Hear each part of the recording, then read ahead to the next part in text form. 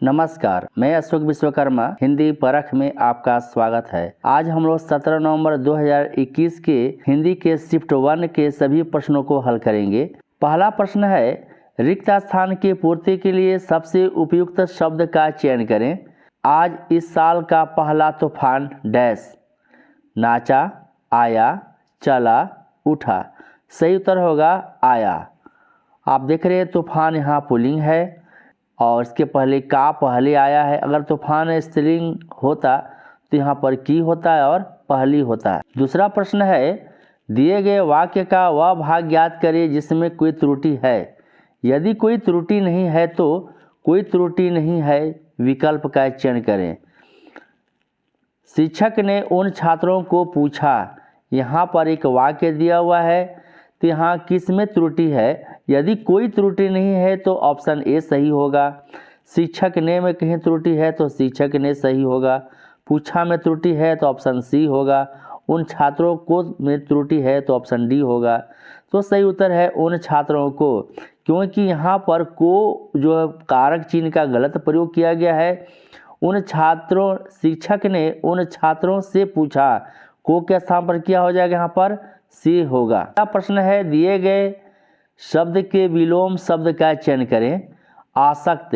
तो पहले हम समझेंगे कि आसक्त का अर्थ क्या होता है। आसक्त का क्या अर्थ होता है। आसक्त का अर्थ होता है अनुरक्त।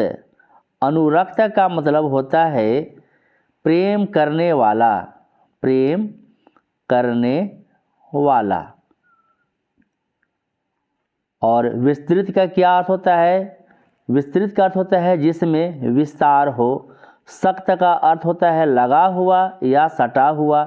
विरक्त का अर्थ होता है वैराग्य युक्त यानी उदासीन या विमुख होता है। विरक्त का अर्थ होता है। और अनासक्त का अर्थ को जानने के लिए सबसे पहले हम अनासक्त का संधि विच्छेद करके देखते हैं तो अन जोड़ आसक्त होगा। अन जोड़ आसक्त। अन क्या है? अन एक उपसर्ग है। यहाँ अन में यहाँ देख रहे हैं हलंत लगा हुआ है, यानी न यहाँ पर स्वर रहित है। तो ये जहाँ पे अन होता है, अन, अ या एक और अन होता है जहाँ पर हलंत नहीं लगा होता है, इसका जहाँ लगा जिस शब्द में लग जाता है ये उपसर्ग, उसका अर्थ विलोम हो जाता है। तो आसक्त का यहाँ विलोम क्या हो जाएगा? अनासक्त।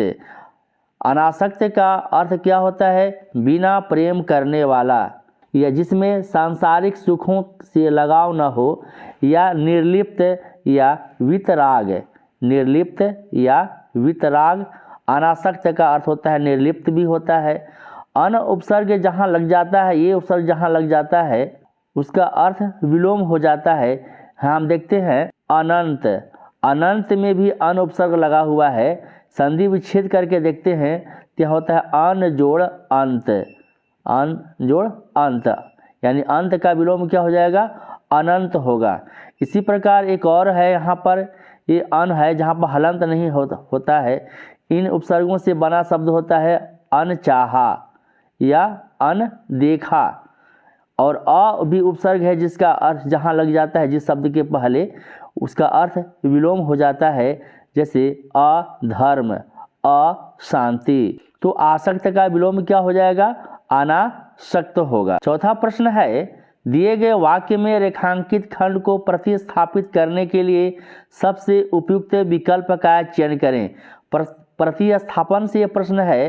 प्रतिस्थापित करने का मतलब होता है हटाना। उसके शब्द जो यहाँ पर अंडरलाइन किया हुआ है, कसरत कर रहा हूँ, मैं गाने का कसरत कर रहा हूँ, यहाँ पर कोई त्रुटि है, अशुद्धि है, तो उसको हटा करके इसमें कौन सा विकल्प सही होगा उसको ध्यान में रखना है। मैं गाने का कसरत कर रहा हूँ, तो यहाँ गाने का कसरत नहीं होता है, कसरत शरीर का होता है। कसरत यानी व्यायाम, इसलिए व्यायाम कर रहा हूँ, ये भी ऑप्शन गलत है।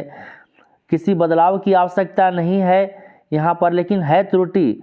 समर्पण कर रहा हूँ, यहाँ भी ये ऑप्शन डी भी सही नहीं होगा, ऑप्शन सी भी सही नहीं होगा। क्या होता है? गाने का अभ्यास कर रहा हूँ, मैं गाने का अभ्यास कर रहा हूँ, यानी गाने का अभ्यास होता है और रियाज होता है। मैं गाने का रियाज कर रहा हूँ या मैं गाने का अभ्यास कर रहा हूँ। 5वां प्रश्न है, ये भी प्रतिस्थापन से है। दिए गए वाक्य में रेखांकित अंश को प्रतिस्थापित करने के लिए सबसे उपयुक्त विकल्प का चयन करें। यदि इसे प्रतिस्थापित करने की आवश्यकता नहीं है तो विकल्प किसी बदलाव की आवश्यकता नहीं है का चयन करें। वाक्य है, जनता के अंदर असंतोष फैल गया। यहाँ जनता के अंदर रेखांकित किया गया है, रेखांकित खंड है, अंश है, तो जनता के अंदर नहीं होता है, क्या होता है, जनता में होता है। जनता में असंतोष फैल गया। 6ठा प्रश्न है, ठीक परिणाम देने वाला वाक्यांश के लिए उपयुक्त शब्द होगा। तो अनेक शब्दों के बदले एक शब्द से प्रश्न है। इसका सही उत्तर है फलदायी। ठीक परिणाम देने वाला यानी फलदायी। 7वां प्रश्न है, दिए गए शब्द के समानार्थी शब्द का चयन करें। कोयल का समानार्थी यानी पर्यायवाची बताना है। कोयल का पर्यायवाची यहाँ पर वसंत दूत होगा। वसंत दूत इसलिए कहा जाता है कोयल को क्योंकि कोयल वसंत के आगमन की सूचना अपनी मीठी आवाज़ में देता है। तो कोयल का और भी पर्यायवाची शब्द है, वह है पीक, श्यामा, परभृत, कोकिला। कोकिला ये आपके कोयल का पर्यायवाची है। श्वान का अर्थ होता है कुत्ता। मुरारी का अर्थ होता है कृष्ण भगवान, कृष्ण क्योंकि मुरली को धारण करने वाले मुरारी। और अनंग का अर्थ होता है कामदेव, कामदेव। कामदेव का और पर्यायवाची होता है रतिपति, रतिपति। रति कामदेव की पत्नी का नाम, इसलिए रतिपति कहा जाता है। और कामदेव को पर्यायवाची और भी है मनोज, मदन। ये कामदेव के पर्यायवाची शब्द है। 8वां प्रश्न है, दिए गए शब्द का विलोम शब्द का चयन करें। स्वल्पायु। तो स्वल्पायु का पहले हम देखेंगे कि संधि विच्छेद करके इसका क्या अर्थ होता है। तो स्वल्पायु का हम संधि विच्छेद करेंगे तो स्वल्प जोड़ आयु, ये जो आकार है यहाँ पर आ हो गया। और इसके बाद हम स्वल्प का भी संधि विच्छेद करके देखते हैं तो यह हो जाएगा स्व, इसमें हलंत लगेगा तो क्या आ गया यहाँ पर आ जाएगा, अल्प हो जाएगा। अल्प यानी थोड़ा। और इसका भी हम इसको यण स्वर संधि के अनुसार व का क्या हो जाता है, ऊ हो जाता है। तो सु जोड़ अल्प जोड़ आयु, ये क्या हो गया आपका स्वल्पायु का संधि विच्छेद हुआ। सु का अर्थ होता है सबसे और अल्प का अर्थ होता है कम और आयु। तो सबसे कम आयु यानी सबसे थोड़ी आयु को कहा जाता है स्वल्पायु। तो इसका विलोम क्या होगा, तो चिरायु होगा। चिरायु, चिर मतलब होता है लंबी यानी दीर्घ, तो दीर्घ आयु वाले को हम चिरायु कहा जाता है। और स्वल्पायु का अर्थ होता है सबसे कम वाला आयु, इसलिए ऑप्शन ए सही है। 9वां प्रश्न है, रिक्त स्थान की पूर्ति के लिए सबसे उपयुक्त शब्द का चयन करें। इस डैश घर घर में यही दशा है। गांव में, गांव के, गांव तक, गांव के। सही उत्तर होगा यहाँ गांव के। इस गांव के घर घर में यही दशा है। 10वां प्रश्न अशुद्धि से है। अशुद्ध वर्तनी वाले शब्द को पहचानिए। दधीची, दशहरा, ताजुब, ज्योतिषी। तो यहाँ सही उत्तर होगा दधीची। तो दधीची ये गलत रूप में लिखा हुआ है, अशुद्ध वर्तनी है तो दधीची लिखा जाता है इस प्रकार। ध में दीर्घ ईकार होगा, च में ह्रस्व ईकार होगा, दधीची इस प्रकार लिखा जाता है। और बाकी सारे क्या यहाँ पर शुद्ध वर्तनी वाले शब्द है, दशहरा, ताजुब, ज्योतिषी। तो दधीची यहाँ पर अशुद्ध वर्तनी वाला है। इसी को पहचान करने के लिए यहाँ पे कहा जा रहा है। तो दधीची उस महामुनि ऋषि का नाम है जिन्होंने वृत्तासुर नामक राक्षस के संहार करने के लिए अपनी हड्डी को दान में दे दिया था। 11वां प्रश्न है, रिक्त स्थान की पूर्ति के लिए सबसे उपयुक्त विकल्प का चयन करें। बारिश की बूंदें डैश हो रही है। बारिश की बूंदें रही हैं, तो यहाँ क्या होगा, बारिश की बूंदें टपक रही हैं। ऑप्शन बी सही है। 12वां प्रश्न है, दिए गए वाक्य के किस भाग में त्रुटि है? पिताजी मेरे परीक्षा फल से संतुष्ट नहीं हुए। यहाँ पर देख रहे हैं संतुष्ट लिखा हुआ है, तो संतुष्ट नहीं होता है, क्या होता है यहाँ? संतुष्ट होता है। यहाँ पर ट होगा न कि ठ, इसलिए ऑप्शन डी सही है। 13वां प्रश्न है, जिसके 10 आनन हैं वाक्यांश के लिए एक शब्द लिखिए। तो जिसकी 10 आनन है, आनन यानी होता है मुख्य, तो यहाँ सही उत्तर होगा दशानन। दशानन रावण को कहा जाता है जिसके 10 मुख थे। 14वां प्रश्न है, निम्नलिखित मुहावरे का क्या अर्थ है? आपे में आना।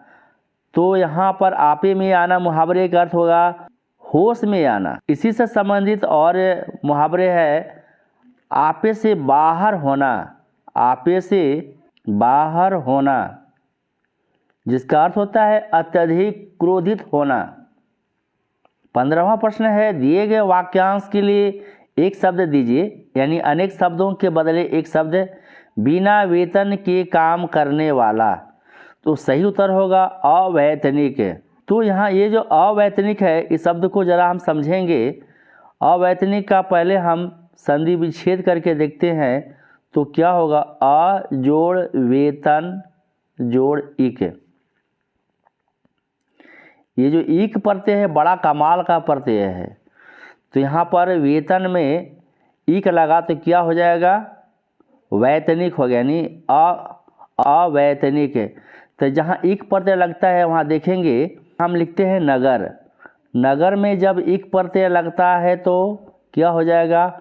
न का क्या हो जाएगा? आकार हो गया, आकार, नागरिक। इसी प्रकार यहाँ पर हम देख रहे हैं इतिहास में जब इक प्रत्यय लगेगा तो क्या हो जाएगा? ई का क्या होता है? आय हो जाता है, ऐतिहासिक। ऐतिहासिक, यहाँ देख रहे हैं ए है लिखा हुआ है, तो ए का क्या हो जाता है? यहाँ पर आय हो जाता है। आय, वेतन में अवैतनिक में क्या लिखा हुआ है? आयकार लिखा हुआ है, आयकार। इसी प्रकार और भी है शब्द है यहाँ पर भूगोल। भूगोल में जब हम इक प्रत्यय लगाते हैं तो क्या होता है? यहाँ पर भौगोलिक हो जाता है, भौगोलिक,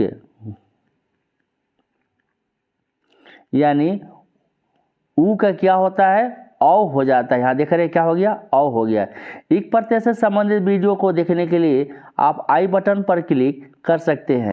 यदि हमारे चैनल पर आकर आपकी हिंदी व्याकरण की समझ विकसित होती है तो वीडियो को ज़रूर लाइक करें, और हिंदी व्याकरण से संबंधित कोई डाउट हो तो आप कमेंट बॉक्स में आप लिख सकते हैं। अगला प्रश्न है, कांटों पर लूटना मुहावरे का उचित अर्थ क्या होगा? तो सही उत्तर होगा यहाँ पर बेचैन होना। कांटे से संबंधित और भी मुहावरे हैं, कांटे बिछाना। कांटे बिछाना, कांटे बिछाना का अर्थ होता है मार्ग में यानी रास्ते में मुसीबत खड़ी करना।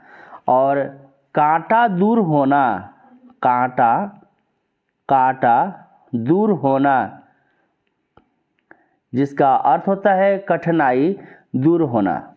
17वां प्रश्न है, नलिन किसका पर्यायवाची है? जल, कपड़ा, कमल, स्वर्ग। सही उत्तर है कमल। कमल के और पर्यायवाची है कंज, राजीव, शतदल, अरविंद, नीरज, सरोज, पंकज, ये कमल के पर्यायवाची हैं। जल के पर्यायवाची में वारी, नीर, पानी, तोय,